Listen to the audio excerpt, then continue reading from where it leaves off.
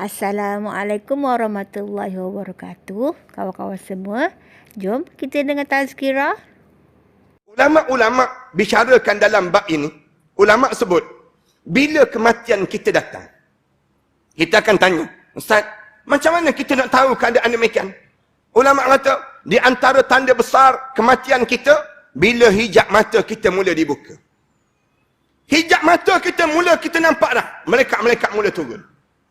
Ni masa yang paling nampak yang kita ni akan mati.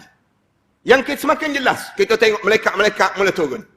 Hijab mata sekarang ni, kita nampak sekitar kita sekarang saja. Tapi bila hijab mata kita ni mula dibuka. Dia ada 2-3 orang yang hijab mata dibuka. Allah bukakan. Bila? Yang pertama, bila menjadi bayi. Bayi, Allah buka hijab mata. Sampai dia akil balik, Allah mula tutup hijab mata. Siapa lagi? Orang yang dia dalam keadaan sakit sangat. Bila kita ni lampau sakit, hijab mata kita ni nampak. Kalau ada orang dakwa, dia nampak jin 2 ekor, 3 ekor kat belakang orang. Misal contoh. Dia kata, saya nampak belakang kamu ada 27 ekor jin, disebut demikian. Dia salah seekor daripada 27 tersebut. Kerana tak ada orang boleh nampak jin. Kalau ada dia dakwa dia nampak, tanda dia sedang sakit. Tanda dia sakit. Innahu yarakum huwa wa qabilahu min haitsu la tarawnahum. Allah sebut dalam Quran. Jin ni dia nampak kamu tak nampak mereka. Allah sebut dalam Quran. Kalau ada orang kata, saya nampak Ustaz, saya nampak. Maknanya dia ni dalam keadaan yang dia sakit, ataupun diberi anugerah khusus, mesti orang yang soleh betul pada diri dia. Orang yang alim sungguh dalam hidup dia. Kalau dia tak alim, jangan percaya. Kalau dia tak soleh, jangan percaya. Kerana dia sedang diseliputi dengan kesakitan dalam diri dia. Yang ketiga siapa? Yang Allah buka hijab mata, orang yang dekat nak mati. Orang yang dekat nak mati ni, bila kita nak meninggal dunia, hijab mata mula dibuka. Satu kadang-kadang kan, kita jumpa dengan ayah kita, mak kita yang uzur dah tua-tua. Dia sebut, kenapa dalam rumah kamu ni ada kelibat-kelibat putih-putih, dia sebut. Kadang-kadang dia jawab salam, Waalaikumsalam dia jawab. Dia jawab, Waalaikumsalam. Kita kata, jawab, siapa yang bagi salam? Tu ada budak-budak yang bagi salam kat luar, dia sebut. Budak-budak yang bagi salam kat luar tersebut, dia kata. Pergi buka pintu, pergi, dia sebut. Tak. Dia bukan dalam keadaan budak-budak tu. Dia nampak malaikat-malaikat mula turun. Masa dia semakin hampir untuk menghadap di hadapan Allah. Kita pula jangan salah anggap pula. Bila mak kita, ayah kita sebut, nampak kelibat-kelibat putih-putih dalam rumah, kita kata, mak saya ni membela ke dia sebut? Ada hantu raya ke yang dia jaga? Tak, bukan. Jangan salah anggap. Ni saat nak dibuka hijab mata. Hijab mata kita pun sama. Bila kita dekat nak meninggal dunia, di antara benda yang paling utama yang kita nampak, hijab mata kita mula dibuka. Bila hijab mata mula dibuka, malaikat mula datang. Malaikat mula datang dekat dengan diri kita, malaikat mula bagi salam. Assalamualaikum, wahai anak Adam. Kalau bagi salam tu, tanda kita ni orang betul-betul mukmin. Kalau ada malaikat bagi salam, Assalamualaikum, tanda kita ni ahli syurga Allah Subhanahu Wa Taala. Kerana tidak ada salam bagi orang yang munafik dan orang buat maksiat pada Allah. Kalau malaikat bagi salam, Assalamualaikum wahai anak Adam. Aku cari setitik air untuk kamu telan, sudah tidak ada. Aku cari selangkah untuk kamu melangkah, sudah tidak ada. Aku cari sepatah perkataan yang keluar daripada mulut kamu, sudah tidak ada. Wahai roh, sila keluar daripada jasad ini. Sebab keluar saja, mula masuk malaikat. Malaikat mula masuk. Masuk dalam tubuh badan kita. Bila masuk ni, kita mula tak bergerak terus. Tak ada dah. Saat tersebut, saat yang disebut dengan alam itu, mula berubah di antara alam dunia, sampai kepada alam yang disebut dengan alam akhirat. Masa itulah yang dinamakan dengan sakarat, yang disebut dalam Al-Quran Karim. Waja'at sakratul mauti bil haq, zalika ma kunta minhu tahid. Allah Subhanahu Wa Taala sebut, datangnya saat sakaratul maut dengan penuh kebenaran pada kami.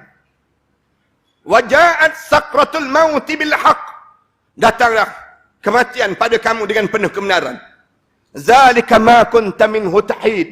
Inilah yang kamu sering kali kamu larikan dan kamu larikan di saat demikian. Hari ini kamu mula rasa. Bila mula masuk saja, Rasulullah kata, terus di hujung kaki. Menuju ke hujung kaki terlebih dahulu. Bila sampai di hujung kaki, mula ditarik daripada hujung kaki kita. Ruh kita mula ditarik. Tarik saat ini, ulama-ulama sebut, syaitan mula datang terus. Syaitan bagi tahu terus, jangan takut, jangan takut. Syaitan kata tak mati, jangan bimbang. Syaitan mula pujuk, kamu jangan taubat, jangan taubat. Kamu jangan taubat lagi, kamu tak mati. Ruh kamu selamat, ruh kamu selamat. Syaitan ni pujuk ni. Dalam keadaan kita mula rasa sakit. Imam Ghazali kata sakit, sehingga menginsut, lidah masuk ke dalam. Mata ni jadi bela, jadi kosong. Sakit tak boleh nak sebut sakit. Dalam kitab di sebalik tabir kematian, sakitnya kematian saat ini, kita tak boleh nak sebut. Macam mana sakit? Sakit ni, pegang kat sini sakit. Di mana tempat yang kita sentuh terasa, kita rasa sakit. Sakit di saat ini. Ni dipanggil saat sakaratul maut.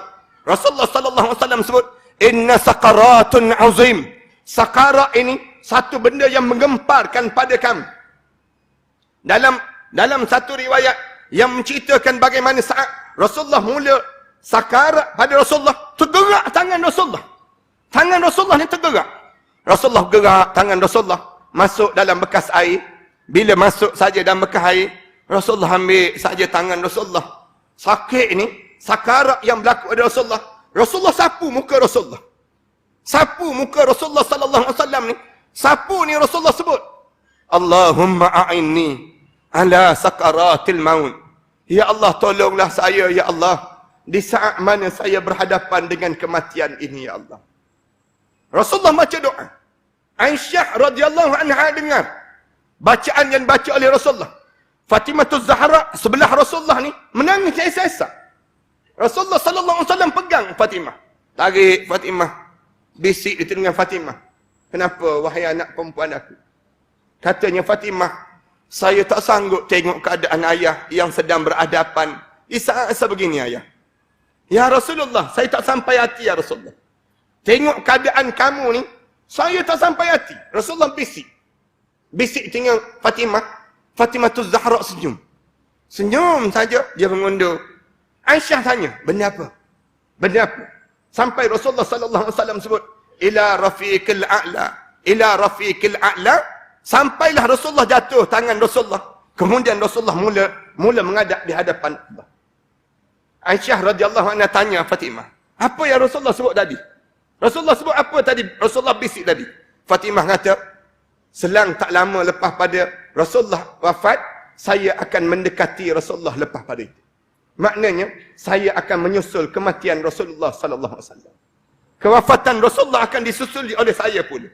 Maknanya saya tak akan jauh daripada Rasulullah. Rasulullah sebut demikian, selang 6 bulan lepas pada itu, wafatlah Fatimah Zahra pula.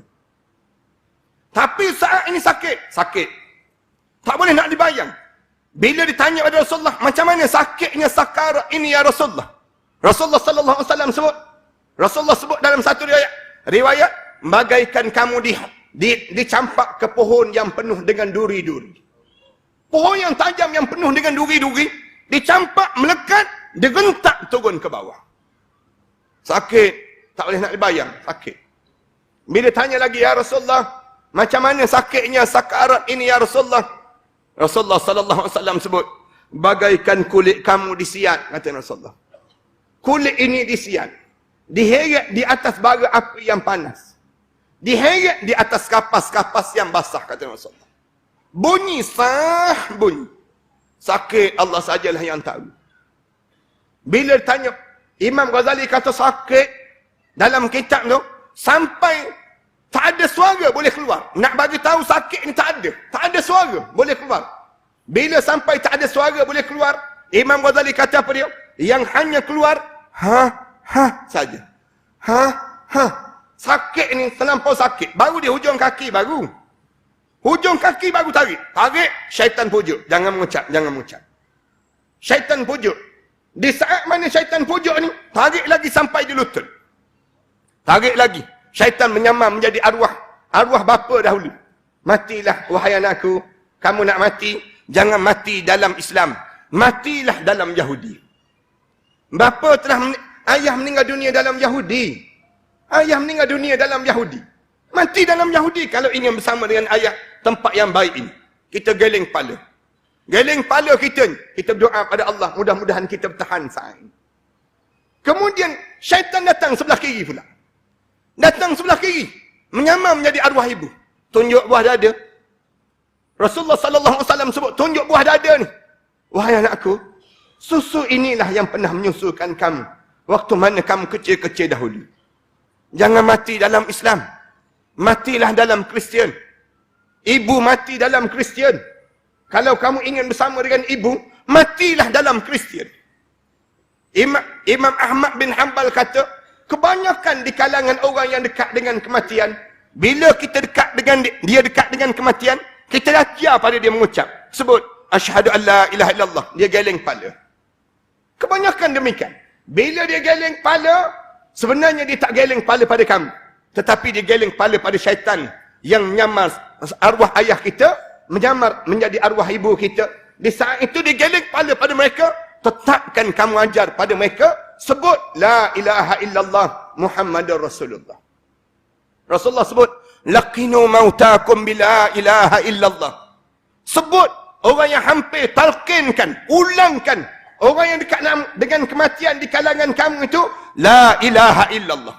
Ajar pada dia sebut la ilaha illallah. Susah ke senang nak sebut la ilaha illallah?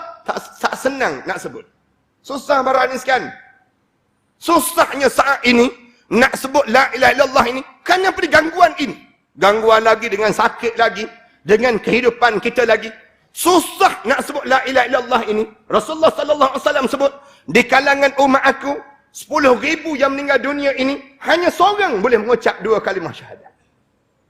9,900 lagi tak boleh mengucap. 9,999 lagi tak boleh nak mengucap.